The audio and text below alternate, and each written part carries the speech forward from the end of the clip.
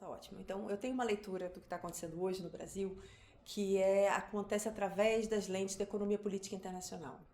Então, para mim é muito central a modo-inserção brasileiro na economia internacional, brasileiro e latino-americano, como país exportador de commodity, importador de capital. Então, como país nessa condição, para nós, o cenário internacional se torna muito favorável quando os preços das commodities estão muito altos e os juros estão muito baixos, como aconteceu na década passada. E o cenário internacional se torna bastante desfavorável quando o contrário acontece. Então, dito isso, eu apresentei um índice que eu uso no meu livro que se chama o Índice de Bons Tempos Econômicos, em que a gente resume taxas de commodities e taxas de juros internacionais, e esse índice, de alguma maneira, ele reflete quão benéfico é o cenário internacional para o Brasil e para a América Latina. E o índice mostra que a gente atravessou um período de bonança econômica excepcional, que não tinha acontecido antes, e que terminou em 2011, 2012. E essa reversão que a gente teve agora foi forte de um jeito que ela é a terceira, na verdade, que a gente observa na nossa história recente. Então, a primeira foi no meio dos anos 60, a segunda na metade dos anos 80 e a terceira agora. E nesses dois períodos anteriores, para quem conhece a história do Brasil e da América Latina, foi o período em que houve reversão de regime, não só no Brasil, mas na região como um todo. E isso acontece porque, durante o boom, todo mundo é feliz, existe um jogo de soma positiva, tanto ricos quanto pobres, diminui o conflito redistributivo.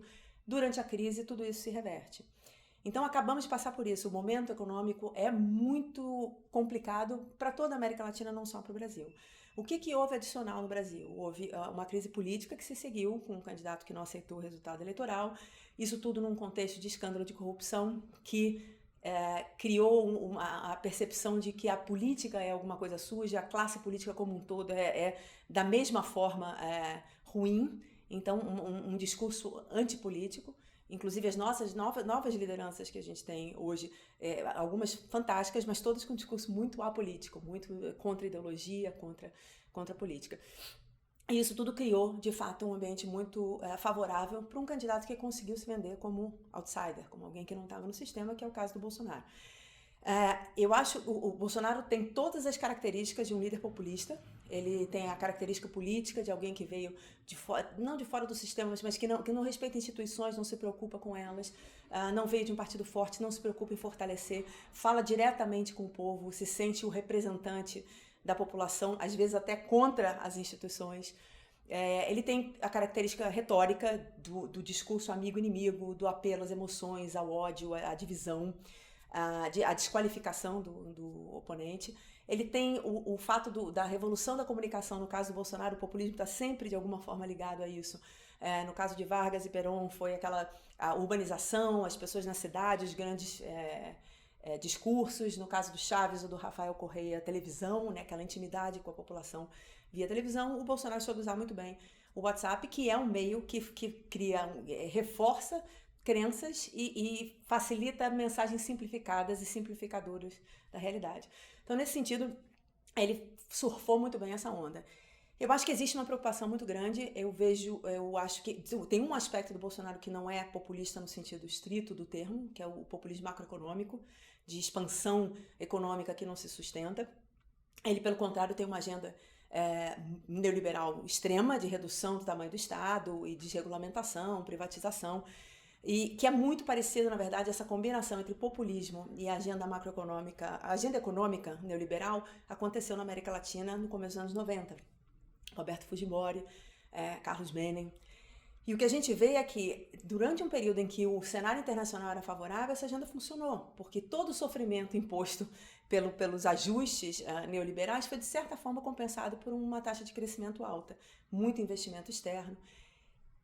Esse processo começou a declinar quando as taxas de juros americanas começaram a subir de novo e tivemos a crise mexicana, a crise argentina, a crise brasileira e todas as crises do final da década.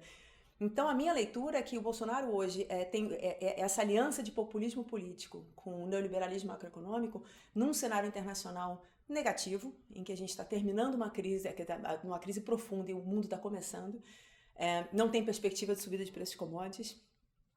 Eu acho que é um cenário muito preocupante e que ele não vai conseguir entregar na economia, não fosse por todas as questões problemáticas do governo, não vejo ele entregando na economia aquilo que que o eleitorado dele esperava. Então a gente vê uma queda muito grande de popularidade, que as pessoas, às vezes existem explicações mais complexas para isso. Para mim é simples. Existia uma expectativa de que a vida ia ficar melhor e a vida não ficou.